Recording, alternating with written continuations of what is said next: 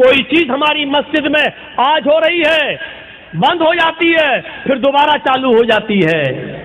ہم اپنے باپ دادا کی رائج کردہ بدعتوں کو ہم ختم نہیں کر پا رہے ہیں۔ ایمان اور اسلام کے لیے ہم اپنی جان کیا قربان کریں گے؟ ہم کیا چھوڑیں گے؟ حضرت ہاجرہ کی طرح اپنے شوہر کو کون عورت چھوڑنے کے لیے تیار ہوگی؟ اور کون آدمی ایسا ہوگا جو اپنے بچے کو اسماعیل کی طرح چھوڑ کر چلا جائے اور پھر پلٹ کر بھی نہ دیکھے؟ ہم بھی جاتے ہیں تو ایک امید ہوتی ہے کہ چلو بیوی سعودیہ جا رہے ہیں، اس بچے ہی کے لیے تو جا رہے ہیں، تمہارے لیے تو جا رہے ہیں، لیکن 1 سال کے بعد آ جائیں گے، 2 سال کے بعد آ جائیں گے، لیکن وہ بھی گھر میں سارا انتظام کرنے کے بعد آپ جاتے ہیں اور سعودی جانے کے بعد پیسے وغیرہ بھیجتے رہتے ہیں۔ یہاں تو کچھ نہیں ہے، اندھیری رات میں کیا ہوگا؟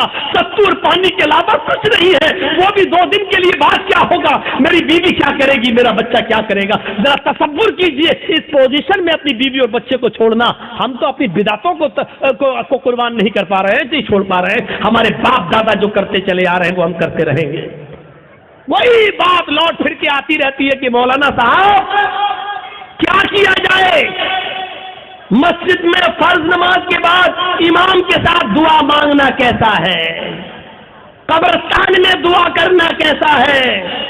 کسی آدمی کے مر جانے کے بعد کسی مولانا کے ساتھ اس کے گھر پہ جا کر بھوج کھانے کے بعد دعا کرنا اس کی مغفرت کی، یہ کیسا ہے؟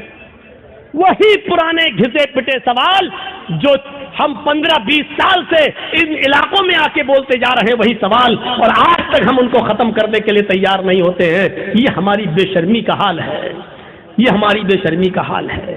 میرے بھائیوں، آج پھر ایک بات کو ذہن میں بٹھا لو، دعا کرنا غلط نہیں ہے۔ ایک بات پھر ذہن میں رکھ لو، دعا ایک عبادت ہے، اور عبادت ویسے کی جائے گی جیسے جناب محمد رسول اللہ نے بتائی ہے۔ عبادت محلے کے سردار کے طریقے پر نہیں کی جائے گی، عبادت مولوی جرجیز کے طریقے پر نہیں کی جائے گی، عبادت مسجد کے امام کے طریقے پر نہیں کی جائے گی۔ مسجد کا امام قرآن و حدیث بتا سکتا ہے، لیکن مولوی کے طریقے پر عبادت نہیں کی جائے گی۔ اس بات کو آپ ہمیشہ ذہن میں رکھیے۔ الدعاء مخ العبادہ، دعا عبادت کا مغز ہے۔ دعا کے لیے آپ کو کوئی منع نہیں کرتا ہے۔ دعا جہاں اللہ کے رسول نے ہاتھ اٹھا کر کی ہے آپ کریے، کوئی منع نہیں کرتا ہے۔ دعا جہاں ہاتھ اٹھا کر نہیں کی ہے وہاں آپ ہاتھ اٹھا کر کریں گے تو وہاں ہم منع کریں گے، اس لیے کہ ہاتھ اٹھانا ثابت نہیں ہے۔ مثلا لیٹرین میں جانے کی دعا ہے، اب آپ لیٹرین میں گھس کے پڑھیے ہاتھ اٹھا کے اللہم انی اعوذ بک من الخبث والخبائث، اب بیٹھیے بیٹھیے، دعا ہے، کیوں ہاتھ نہیں اٹھایا؟ میں پوچھنا چاہتا ہوں ان لوگوں سے جو مسجد میں مجبور کرتے ہیں امام کو کہ ہاتھ اٹھاؤ اور پبلک سے کہتے ہیں ہاتھ اٹھا کر دعا کرو، اگر دعا کے لیے ہاتھ اٹھانا ہے تو لیٹرین میں جانے کی دعا ہے، بتاؤ کیوں نہیں ہاتھ اٹھاتے ہو؟ سب لیٹرین میں کیوں؟ ارے جب لیٹرین میں دعا پڑھ سکتے ہو تو ہاتھ کیوں نہیں اٹھا سکتے ہو؟ جب لیٹرین میں اللہ کا نام لے سکتے ہو اللہم انی اعوذ بک، تو ہاتھ اٹھانے میں کیا حرج ہے؟ کیوں نہیں اٹھاتے ہو؟ اب ہماری عقل کہہ رہی ہوں گندی جگہ پر ہاتھ کیسے اٹھائیں؟ ابھی عقل ہی تو کہہ رہی ہے نا، تو میں کہہ رہا ہوں گندی جگہ پر پھر اللہ کا نام کیوں لے رہے ہو؟ صاحب وہ تو اللہ کے نبی نے بتایا ہے، تو اللہ کے نبی نے بتایا تو یہاں اللہ کے نبی نے ہاتھ نہیں اٹھایا تو ہم ہاتھ نہیں اٹھائیں گے۔ اچھا کھانا کھاؤ، کیا دعا ہے؟ بسم اللہ یا بسم اللہ وعلی برکت اللہ، یہ دعا ہے پھر کھانا کھانے کی۔ اب آپ کھانا بیٹھو، جرجی صاحب کھانا لگ گیا، بسم اللہ، اب ہم کھائیں یا بسم اللہ وعلی برکت اللہ، اب ہم بولیے چلو یہ تو لیٹرین نہیں ہے، یہ تو گھر ہے، یہاں پر ہاتھ اٹھا کر اگر کوئی آدمی دعا کرے بسم اللہ یا بسم اللہ وعلی برکت اللہ تب کھانا کھائے، کیسا لگے گا آپ کو؟ کیوں نہیں اٹھاتے ہو؟ یہ بھی تو دعا ہی ہے۔ صاحب اللہ کے نبی نے نہیں اٹھائے اس لیے ہم نہیں اٹھائے۔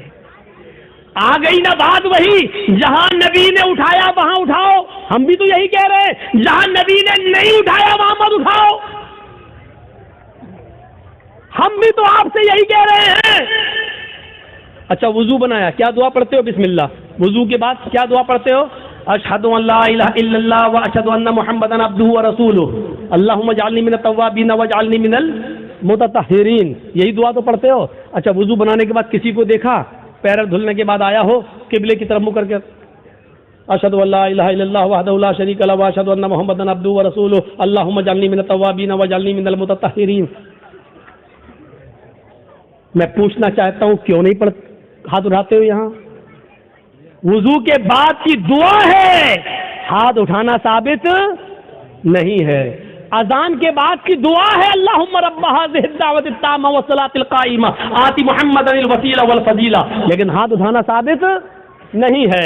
چاند دیکھ کر دعا مانگنا ثابت ہے, چاند دیکھ کر دعا مانگی جائے, لیکن ہاتھ اٹھانا ثابت نہیں ہے. اسی طریقے سے قبرستان میں جا کر دعا کرنا جائز ہے. اللہ کے نبی نے فرمایا استغفروا لاخیکم, اپنے بھائی کے لیے دعا کرو. ہر آدمی کو مٹی دینے کے بعد اپنے بھائی کے لیے دعا کرنا چاہیے, لیکن یہاں ہاتھ اٹھانا ثابت نہیں ہے. جیسے ان جگہوں پر ہاتھ اٹھانا ثابت نہیں ہے, ایسے ہی قبرستان میں بھی ہاتھ اٹھا کر دعا کرنا ثابت نہیں. یا ہے تو ہمیں بتاؤ کہاں ہے. نہیں صاحب اٹھا لیں تو حرج کیا ہے؟ اب اس کا جواب سنو. ارے ہم نے ہاتھ اٹھا کر دعا کر لی تو حرج کیا ہے؟ تو اب مجھے جواب دو, لیٹرین میں ہم نے کہہ دیا ہاتھ اٹھا کر اللہم انی اعوذ بک من الخبث والخبائث, تو حرج کیا ہے؟ مجھے اتنا بتا دو. اذان کے بعد ہم نے ہاتھ اٹھا کر دعا مانگ لی, اشہد ان لا الہ الا اللہ, حرج کیا ہے؟ مجھے بتا دو. یہاں آپ کو حرج لگتا ہے, مجھے قبرستان میں ہاتھ اٹھا کر دعا مانگنے میں حرج لگتا ہے. کیوں اسلام کو اپنے اور اپنے باپ دادا کے طریقے پر چلانا چاہتے ہو؟ اسلام چلے گا تو صرف فاطمہ کے باپ کے طریقے پر چلے گا.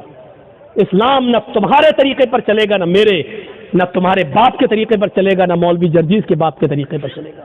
اسلام چلے گا تو جناب محمد رسول اللہ کے طریقے پر چلے گا. آپ کو نماز پڑھنے کے بعد دعا سے کوئی نہیں روکتا. یقین مانیے نماز پڑھنے کے بعد آپ دعا کریے, ہم آپ کو نہیں روکتے ہیں. اچھا عمل ہے نماز پڑھنا, اور نماز کے بعد دعا مانگنا اچھا عمل ہے. مانگیے مانگیے, منع نہیں کیا جا رہا ہے.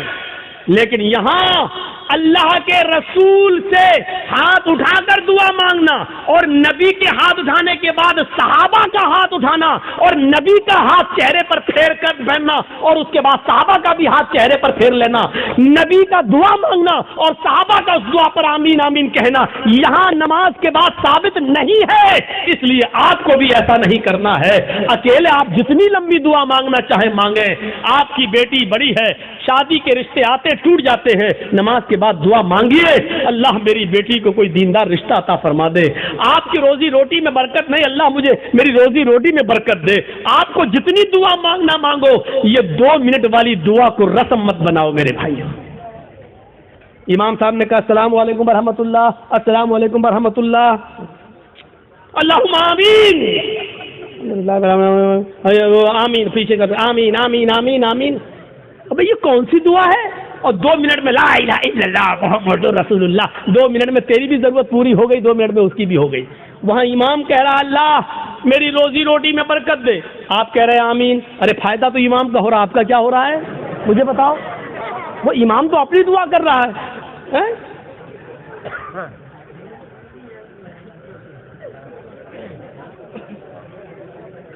اب امام بیچارہ کنوارا ہے, شادی نہیں ہوئی ہے, امام کہہ رہا اللہ مجھے دیندار لڑکی عطا فرما دے, آپ کہہ رہے ہیں آمین. فائدہ تو امام کا ہو رہا, تمہارا کیا ہو رہا ہے؟ ارے امام اپنی دعا مانگے, تم اپنی دعا مانگو یار.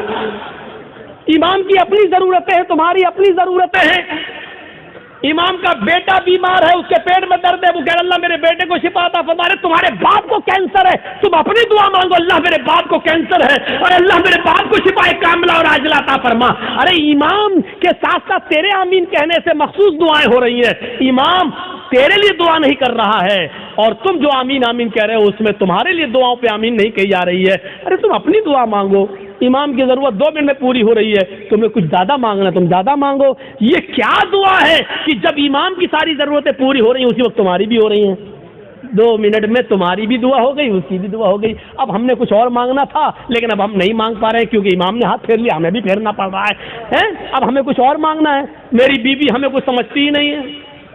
آپ کہ اللہ میری بیوی کو میرا فرما بردار بنا دے. اب امام تو ہاتھ پھیر چکے ہیں، اب کیسے دعا مانگے؟ اب مانگنا چاہ رہے ہیں لیکن ہاتھ گر بھی نہیں رہے، لیکن مجبوری میں پھیرنا پڑ رہا ہے. اب پھیرنا پڑا، اب منہ میں کہنا پڑ رہا اللہ میری بیوی کو ہدایت دے. اس کو عادت مت بنائیے میرے بھائی. دعا کو ہم منع نہیں کر رہے ہیں، نماز کے بعد بھی دعا کو منع نہیں کر رہے ہیں. دعا کو ہم صرف اس لیے منع کر رہے ہیں کہ سلام پھیرنے کے بعد آدمی آزاد ہو گیا ہے. وہ اپنی دعا مانگے، آپ اپنی دعا مانگیے.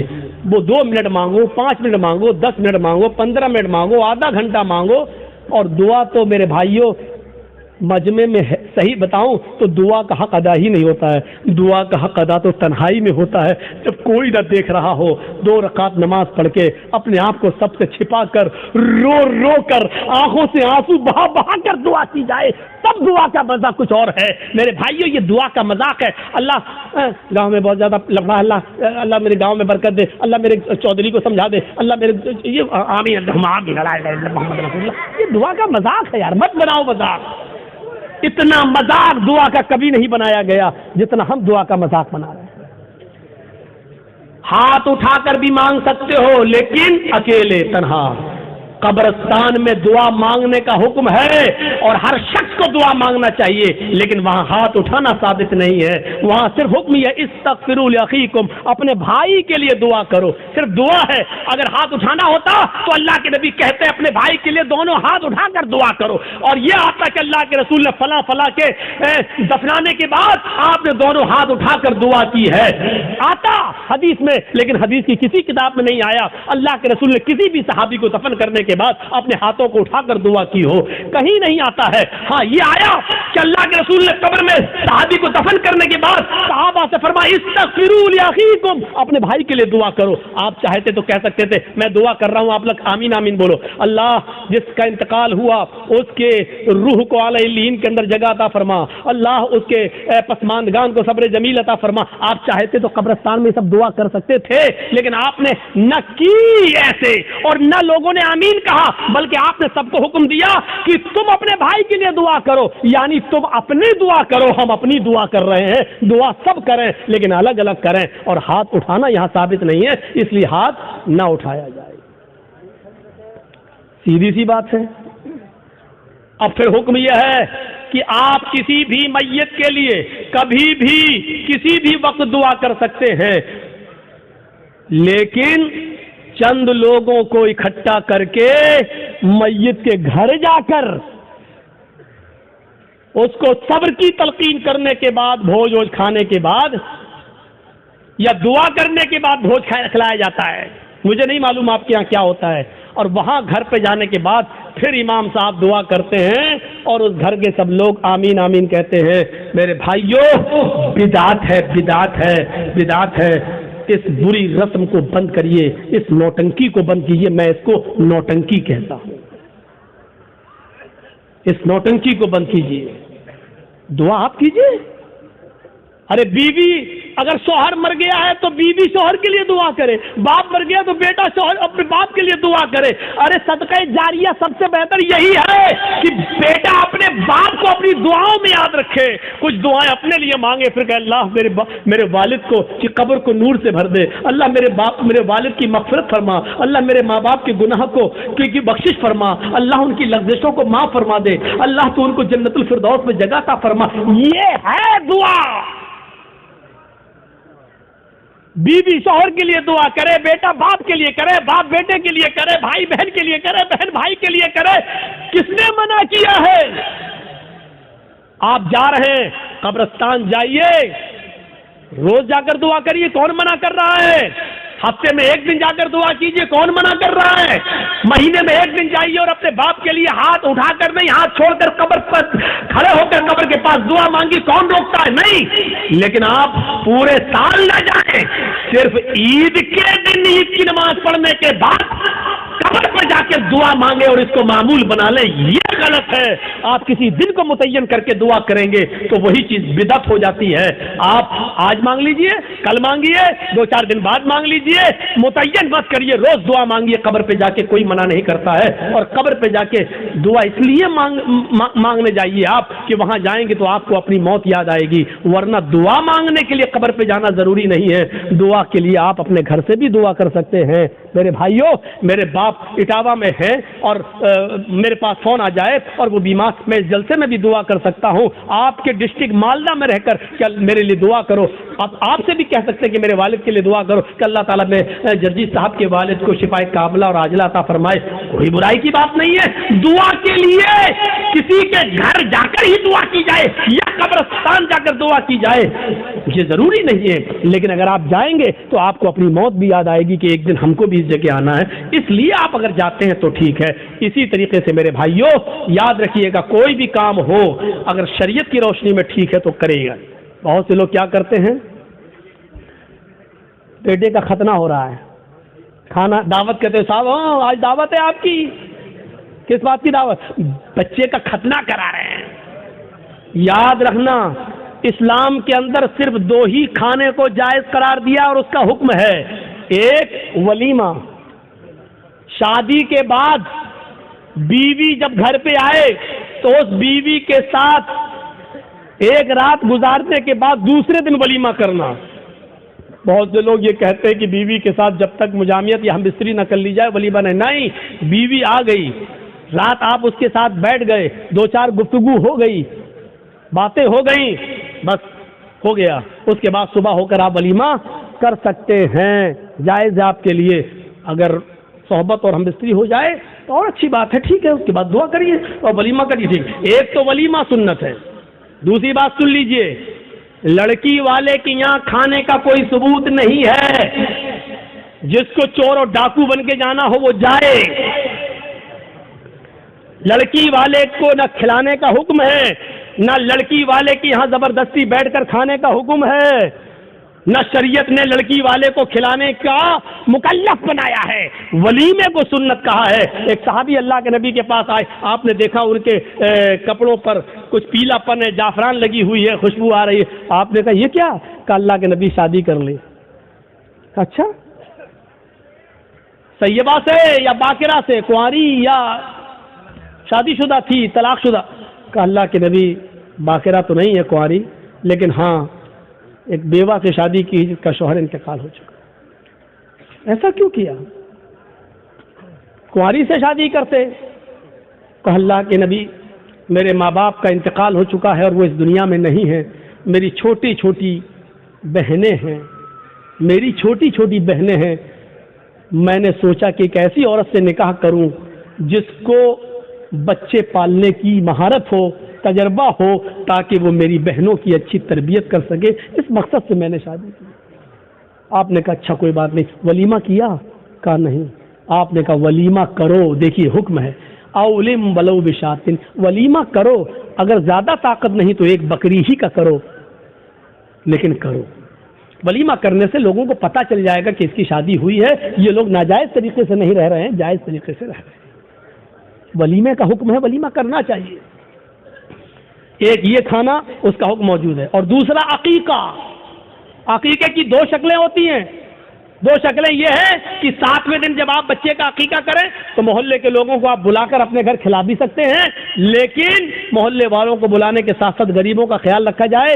ایسا نہ ہو کہ صرف امیر آئیں اور غریبوں کو نظر انداز کر دیا جائے, کیونکہ غریبوں کا حق زیادہ ہے اس میں. غریب و مسکین ڈھونڈے جائیں, کون ہے ضرورت مند, ان کی دعوت دی جائے. ایک تو یہ طریقہ ہے. اور دوسرا طریقہ عقیقے کا یہ ہے کہ اگر آپ سب کو بلا کر اپنے گھر نہیں کھلانا چاہتے ہیں تو اگر لڑکی ہے تو 1 بکری, لڑکا ہے تو 2 جانور ذبح کر کے اس کا گوشت غریبوں مسکینوں میں اور محلے کے لوگوں میں تقسیم کر دیا جائے, تب بھی آپ کا عقیقہ ہو جائے گا. اپنے گھر کھلا بھی سکتے हैं ये एक अकीका, अकीके के अलावा, वलीमे के अलावा और कोई खाने का हुक्म और सबूत नहीं है हदीस के अंदर। यहाँ तक कि कोई हाजी हज करके आता है और वो खुशी में अपने गांव वालों को खिलाता है, इसका मतलब यह है कि वो अपने हज की रिया और नमूद कर रहा है, दिखावा कर रहा है, लोगों को ये बता रहा है कि देखो मैं हज करके आया हूँ, इस खुशी में मैं लोगों को खाना खिला रहा हूँ। हाजी को हज का खाना भी नहीं खिलाना चाहिए। अगर ऐसी इबादतों पर खाना खिलाना जायज होता तो फिर नमाजी को नमाज पढ़ के आने के बाद भी खिलाना जायज होता। फिर ईद की नमाज पढ़कर भी किसी को दावत दे तो उसकी दावत भी जायज होती। मेरे भाइयों, क्योंकि यह इबादत है और फिर इबादत पर फिर एक आम रस्म बन जाएगी। फिर ज़कात देने वाला ज़कात देने की खुशी में खिलाएगा, लो आज हमने 30 ज़कात दी। फिर रमजान का रोजा रखने के बाद 30 रोजे पूरे होने के बाद फिर लोग की दावत दो, मैं 30 रोजे रख लिए। लो, हज भी एक इबादत है। जब इन इबादतों पर आप किसी को खाना नहीं खिलाते हैं तो हज पर भी आप किसी को खाना नहीं खिला सकते। जब हज जैसी इबादत पर खाना नहीं खिला सकते तो फिर खतने का खाना कैसे जायज हो सकता है? मेरे प्यारे साथियों, खतने का खाना जायज नहीं है, न खतने की दावत जायज है। हाँ, अगर अकीके वाले दिन ही आप बच्चे का खतना कर रहे हैं तो लोगों को अकीके की दावत दीजिए, खतने की दावत मत दीजिए और ये कहिए कि हमारे यहाँ अकीका हो रहा है, अकीके का खाना खाइए और मैं खतने का नहीं। खतने की अगर कोई दावत देता है तो आप उस दावत को रिजेक्ट करिए और उस खतने की दावत में आप मत जाइए, क्योंकि खतने की दावत में शिरकत करना जायज नहीं है। मेरे प्यारे साथियों, ये चंद बुनियादी मसाइल थे जो मैंने छेड़ दिए हैं आपके कहने पर, लोगों के बताने पर। मुझे उम्मीद है कि अब आपकी अक्ल में अच्छी तरह बैठ गए होंगे। हम अल्लाह से दुआ करते हैं कि बारे अल्लाह हमारी खताओं को माफ़ फरमा दे, गुनाहों को बख्श दे, हमारे अंदर ईमान की कैफियत पैदा फरमा दे, ईमान की ताकत हमारे अंदर पैदा फरमा दे। और फिर वही दुआ कि अल्लाह जब तक तू हमें जिंदा रख, इस्लाम पे जिंदा रखना, और जब हमारा खात्मा हो तो ईमान पर हमारा खात्मा फरमाना। वमा अलैना इल्लल बलागुल मुबीन व आखिरु दअवाना अल्हम्दुलिल्लाहि रब्बिल आलमीन। अस्सलामु अलैकुम व रहमतुल्लाहि व बरकातुहू। अब जिसको कलेक्शन करना हो वो कर ले। कौन है भाई कलेक्शन है? नहीं नहीं, गोरू वोरू का कोई अकीका नहीं है, सिर्फ बकरी बकरा बस। चलिए, जिसको भाई जिसको ताउन देना हो, मदरसा है।